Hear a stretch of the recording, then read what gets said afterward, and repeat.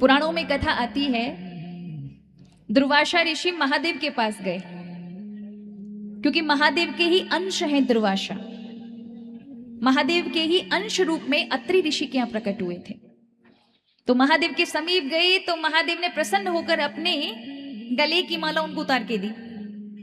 अब दुर्वासा जी ने गले में डाला, अपने आप को अहो भागी समझ करके, कृतार्थ के भगवान की माला हमको मिली, इससे बढ़कर और क्या होगा। जब आप मंदिर में जाएं, भगवान की प्रसन्नता है, कैसे पता चलेगा। आप मंदिर में जाते ही आपको किसी संत का दर्शन हो जाए, किसी भक्त का दर्शन हो जाए, अरे ना हो तो कोई भक्त या कोई संत या ये कहिए कोई पुजारी जी महाराज आपके हाथ में बेल पत्र, फूल, पुष्प या कोई भी प्रसाद रख दें, समझ लीजिए भगवान श्री हरि ने आपका दर्शन स्वीकार कर लिया। प्रसादी प्राप्त होना ये प्रमाणिकता है कि आपका दर्शन व्यर्थ नहीं गया, आपका दर्शन साक्षात भगवान ने स्वीकार कर लिया। दुनिया जाती है रात दिन भगवान को देखने, भगवान किन किन को देख रहे हैं ये मायने रखता है ना। हम सब देखने जाते हैं, हम सब दर्शन करने जाते हैं, पर भगवान किस भक्त का दर्शन करने के लिए तैयार हैं, प्रतीक्षा कर रहे हैं कि इस पे मेरी दृष्टि जाए, बात तब बनती है। तो प्रसादी में कुछ प्राप्त हो तो अपने आप को अहोभागी समझना चाहिए। जैसे बद्रीनाथ जी में जाओ तो बद्रीनाथ में तुलसी मिलती है, कभी कभी आपके हाथ में चने की दाल रख दी जाएगी, कुछ ना कुछ प्रसाद आपको प्राप्त हो तो ये प्रभु की कृपा समझिए।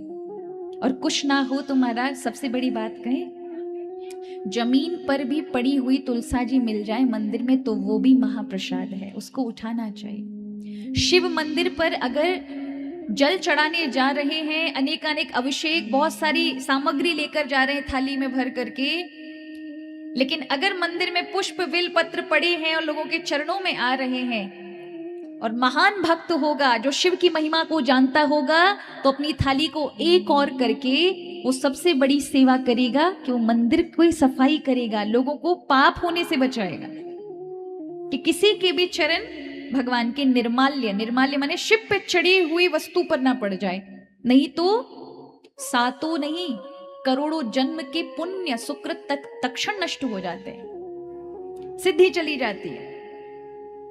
इसलिए हमेशा प्रयास करना चाहिए। तो दुर्वासा ऋषि माला लेकर के गए, अब इतने अहोभाग मन में थे कि मुझे ये मिला है, किसको दूं, मेरा कौन कृपा पात्र है, कौन सा शिष्य है। उसी समय उन्होंने देवराज इंद्र को देखा। देवराज इंद्र तैयार थे अपने ऐरावत पर बैठ करके, दुर्वासा जी को उन्होंने प्रणाम किया। दुर्वासा ऋषि तो बस, क्योंकि संत तो भाई प्रणाम करने पर ही प्रसन्न हो जाते, हमेशा अपने बड़ों का, संतों का, बुजुर्गों का, विद्वानों का, गौ माता का, तुलसी का, गंगा का, पीपल का हमेशा सम्मान करना, ये बिना पैसा के आपको पुण्य प्रदान करते हैं। देखो कुछ पुण्य होते हैं जो धन लगा करके किए जाते हैं, और कुछ पुण्य होते हैं जो दैनिक जीवन में भी बिना किसी धन से प्राप्त होते हैं। जैसे गौ माता को प्रणाम, जैसे कोई सामने से आ रहे संत महात्मा को प्रणाम, किसी विद्वान को प्रणाम, किसी भक्त को प्रणाम, माता पिता को प्रणाम, किसी अच्छे श्रेष्ठ महापुरुष जिसने समाज के लिए कुछ अच्छा किया उसको प्रणाम, तुलसी को प्रणाम, पीपल को प्रणाम, गंगा नदी को प्रणाम, तीर्थ स्थान को प्रणाम। ये प्रणाम करके निकलने पे भी बिना किसी धन के पुण्य की प्राप्ति होती है। प्रातः काल शास्त्रों में कहा है कि अगर आप अपने जीवन में चाहते हैं कि आपके जीवन में मंगल ही मंगल काम हो, तो प्रातः मंगल चीजों का दर्शन करके घर से निकलना चाहिए।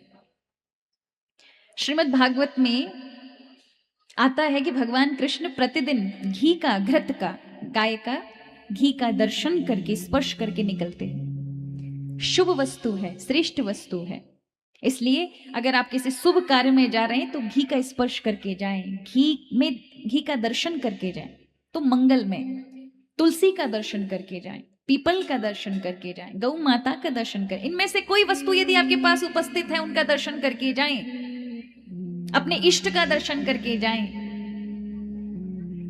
तो पुण्य की प्राप्ति होती है। कार्य मंगलमय बनता ही बनता है, उसे कोई बिगाड़ नहीं सकता। इसलिए बड़ी महिमा कही है पुण्य अर्जित करने के लिए। तो दुर्वासा ऋषि ने देखा, इन्होंने प्रणाम किया है, तो अपनी माला उठाई और इंद्र के गले में डाल दी। और इंद्र ने क्या किया, माला तो ली लेकिन उसका कोई सम्मान नहीं किया, उसको उठा करके अपने ऐरावत के गले में डाल दी, हाथी के गले में डाल दी। और हाथी ने उसे अपने स्वभाव के कारण तोड़ करके और पैरों से कुचल दिया। दुर्वासा ऋषि को क्रोध आ गया, इसने तुच्छ समझ लिया इस माला को, साक्षात महादेव की माला जो मैंने अधिकारी समझकर इसको दी। और इसने क्या किया, इसका अपमान कर दिया, इसको मद है अपने स्वर्ग का इसलिए श्रीहीन हो जा, श्राप दे दिया, तेरा ये स्वर्ग का राज्य नष्ट हो जाएगा। अब देखो इसमें गलती किसकी थी, किसकी थी भैया? इंद्र की थी, इंद्र की गलती, लेकिन सबसे ज्यादा गलती दुर्वासा जी की थी। क्यों? महिमा बताए बिना माला प्रदान की। यदि वे श्रद्धा पैदा कर देते इंद्र के अंदर कि ये माला सामान्य नहीं है, मेरे गले की नहीं अपितु आशुतोष भगवान शिव की माला है, तो वो सम्मान करता और उसको माथे से लगाता।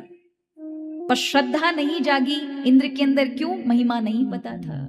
इसलिए महिमा के बिना हम किसी भी चीज को करते हैं तो उसका फल नहीं मिलता, वो सारहीन हो जाती है। हमारा समय, सामर्थ्य सब समाप्त हो जाता है, खराब हो जाता है। आप 3 घंटे बैठो, अगर महिमा नहीं पता होगी शिव महापुराण की, तो 7वें दिन उठ करके कहोगे अरे हमने इतना सारा समय गंवा दिया, हमको तो पता ही नहीं चला, ऐसी भी चीजें थी। तो इसलिए महिमा पहले श्रवण करनी चाहिए। कल हम सब ने शिव महापुराण की महिमा को सुना। महिमा में हमने देखा कि शिव महापुराण को श्रवण करने से बड़े बड़े पातक नष्ट हो जाते हैं, हमें शिवत्व की, शिव ज्ञान की प्राप्ति होती है। शिव महापुराण में बताया है कि जो शिव महापुराण में लोगों को श्रवण कराने के लिए प्रेरित करता है, यानी जब कथा चल रही हो भगवान की तो अधिक से अधिक लोगों को, अपने मित्र जो आपके अपने हैं, प्रिय हैं, जिनका आप कल्याण चाहते हैं, उनको अवश्य जोड़ो। जो भगवान शिव की कथा को प्रदान करता है वो स्वयं भले ही सुने ना सुने, लेकिन 10 लोगों को श्रवण कराता है, वो भगवान शिव को कितना प्रिय हो जाता है? गणेश और कार्तिकेय की तरह भगवान शिव को प्रिय हो जाता है। आज के युग में कितनी बढ़िया सुविधा है। जब से कोविड आया था, कोरोना आया, तब से एक बढ़िया सुविधा हो गई। लोग पहले लोगों को बुलाते थे, पहले बड़ा मन होता था लोगों का। अतिथियों को, अतिथि माने बिना तिथि के जो आ जाएं, उनका नाम है, बिना तारीख बताए, बिना दिनांक बताए आ जाएं, उनका नाम है अतिथि। अब तो पहले ही नोट करा लेते, अच्छा बताओ जी कब आ रहे हो आप, कौन सी तारीख को आ रहे हो, और आने से पहले पूछेंगे जाने का टिकट कब बनाया है। और पहले 1-1, 1.5 महीने अतिथि रह लेते थे, पर आज 5 दिन भी भारी हो जाते हैं। तो अगर भगवान ने बड़ा दिल दिया है तो अतिथि रूप में अपने जो प्रिय हैं उनको बुलाइए, उनकी सेवा करिए, और वह कथा सुने तो उसका लाभ आपको मिलेगा। आप भले ही नहीं श्रवण कर पाए ढंग से, नहीं समझ आया, वैसे तो श्रवण करना चाहिए, किंतु सभी की बुद्धि उस प्रकार की नहीं होती कि आप आध्यात्मिक ज्ञान में प्रवेश कर सकें। तो फिर जिनको आप प्रिय मानते हैं, जिनका हित चाहते हैं, जो आपके बहुत अत्यधिक करीब हैं, उनको बुला करके और उनको भी कथा में आमंत्रित करना चाहिए। और अगर ये भी नहीं होता, उतना दिल बड़ा नहीं और ये कहो सामर्थ्य भी नहीं है, तो भैया आज आपके पास फोन वाली टेक्नोलॉजी है, बस एक शेयर करना होता है और कथा सब तक पहुंच जाती है। ऐसा ही है ना? तो आप कैसे भी करके भक्तों को अधिक से अधिक जोड़ने का प्रयास करिए। हम तो ये कहेंगे सशरीर जोड़ो। देखो विज्ञान का माध्यम बाद का है, जब शरीर से ना पहुंच पाओ तब वहां पर आपको भेजना चाहिए लोगों को, वो भी पुण्य करता है, क्योंकि वहां बैठकर दूर से भी लोग श्रवण कर सकें। किंतु प्रयास ये करो कि सशरीर आप आने वाले अतिथियों की सेवा कर सकें और आप उनको लाभ प्रदान कर सकें। तो आपने शिव का महान कार्य किया, आपने शिव का महान कार्य किया। आप शिव को गणेश कार्तिकेय की तरह प्रिय हो जाते हैं। भगवान शिव को अपने सभी संतानों में, ऐसे भगवान शिव की बहुत लंबी लिस्ट है संतानों की, चाहे वो नर्मदा हो, ज्वाला हो, अशोक सुंदरी हो, अंधकासुर हो, मंगल हो। कितने सारे गिनाए महाराज, शिव महापुराण में आगे आप श्रवण करेंगे, ये सब शिव से उत्पत्ति है। लेकिन भगवान शिव को अत्यंत प्रिय कार्तिकेय हैं। अपने हृदय से भी अत्यंत प्रिय कौन है? कार्तिकेय। तो भगवान शिव कहते हैं कि वो मुझे भक्त कैसा प्रिय हो जाता है, जो मेरी कथा में लोगों को माध्यम बनाता है, उन्हें श्रवण करने के लिए प्रेरित करता है। वो आए ना आए लेकिन अपनी ओर से बुलावा भेजता है। वो भक्त मुझे कार्तिकेय गणेश की तरह प्रिय होता है। देखो महाराज, श्रावण चल ही रहा है और कल आपको हमने वैसे तो पूरी विधि अभिषेक की बताई ही है।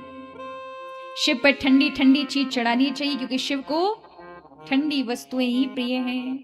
अगर ठंडा प्रिय नहीं होता तो आप जहां बैठे यहाँ हिमालय पर पग पग पर महादेव होते नहीं। हलाहल विष का पान किया संसार को बचाने के लिए। एक भी बूंद उस विष की, हलाहल विष की गिर जाती तो पूरा संसार जलकर राख हो जाता। उस हलाहल विष को स्वयं महादेव ने अपने गले में धारण किया। आप देखिए गले की गर्मी कितनी है कि नीला पड़ गया। और महादेव को हिमालय में भी गर्मी सताने लगी, इसलिए महादेव पे ठंडी ठंडी चीज चढ़ाई जाती है। ठंडा जल, रात्रि में चावल भिगो दीजिए, सुबह पीस करके उसको जल में मिलाकर महादेव पे चढ़ाएं। बेलपत्र का, वैसे बेलपत्र चढ़ाएं, अगर नहीं होता है, खंडित बेलपत्र मिल जाते तो पीस लीजिए बेल के पत्रों को। 4-5 बेलपत्र पीस करके गंगा जल मिला के या जल मिला के, शुद्ध जल मिला के महादेव को स्नान कराइए।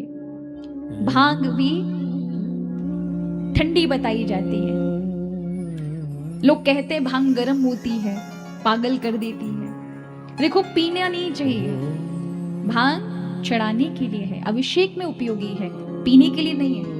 और अब शिवरात्रि में देखो, श्रावण में कावड़ियों को देखो, अधिकतर, सब तो नहीं ऐसा करते पर अधिकतर आप देखोगे शिवरात्रि वाले दिन अरे शिव का प्रसाद है, पिए जा रहे हैं। श्रावण में शिव का नाम लेके पिए जा रहे हैं, गलत है। शिव के किए हुए कृत्यों को खुद अपनाना ये गलत है। हम मनुष्य हैं, हम ईश्वर नहीं हैं। अगर तुम्हें भांग ही पीनी है तो फिर जहर क्यों नहीं पीते? वहां आपकी बुद्धि क्यों रुक जाती है भाई? जब ईश्वर जैसा काम ही करना है, सब भगवान के जैसा ही उतारना है अपने जीवन में, तो फिर आपको जहर भी पीना चाहिए। वो भी तो भगवान का प्रसाद है। जब शिव पी सकते तो आप क्यों नहीं पी सकते? पर हमारी बुद्धि चालाक है, जानती है एक घूंट पिया तो जीवन से हाथ धो बैठेंगे। तो जो व्यसन है वो भगवान का नाम लेकर के करना, ये गलत है। तो यहां शिवजी की कथा को मनन के साथ श्रवण करना, शिव को प्रसन्न करने के लिए प्रयास करना। भगवान ने सामर्थ्य है तो दरिद्रता अपने जीवन में नहीं लानी चाहिए।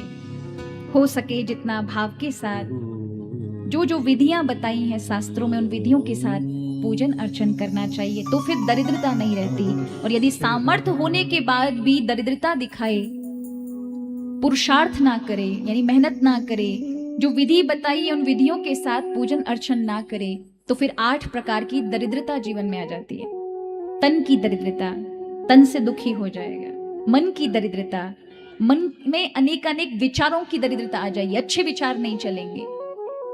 धन की दरिद्रता, धन का अभाव हो जाएगा। सदा आचरण की, सदाचार की दरिद्रता, यानी जीवन में धर्म आचरण अपना नहीं पाओगे। जानोगे बहुत अच्छा है लेकिन अपने जीवन में आ नहीं सकते।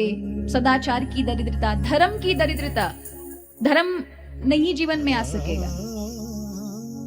इस प्रकार से 8 प्रकार की दरिद्रता प्राप्त होती है। जो भगवान के विधि में, पूजन में आलस्य करे, कंजूसी करे, सामर्थ्य होने के बाद भी करे, तो उसको ये दरिद्रता प्राप्त होती है। इसलिए विशेष महाराज कहा है कि श्रावण मास में अधिक से अधिक प्रयास करें कि हम भगवान शिव का खूब अर्चन, पूजन, मनन, चिंतन और सबसे बड़ी बात भगवान की कथा को श्रवण करें। ये जो हम श्रवण कर रहे हैं ये सभी पूजाओं से ऊपर है। सबसे पहले यही श्रवण मनन चिंतन है। जब यहाँ का कोई अधिकारी नहीं होता तब पूजन का है कि शिव पूजन करिए। आज हम जानेंगे, इस विषय को भी आज हम लेंगे। कथा में बताया महात्मा में कि श्रोता वक्ताओं को क्या करना चाहिए, कल वैसे हम बता चुके, लेकिन फिर भी आप श्रवण कर लो, जिससे दूसरी बार में बात कंठस्थ हो जाती है। भोजन बिल्कुल सात्विक लें। कैसा लें? सात्विक लें, निद्रा ना आए,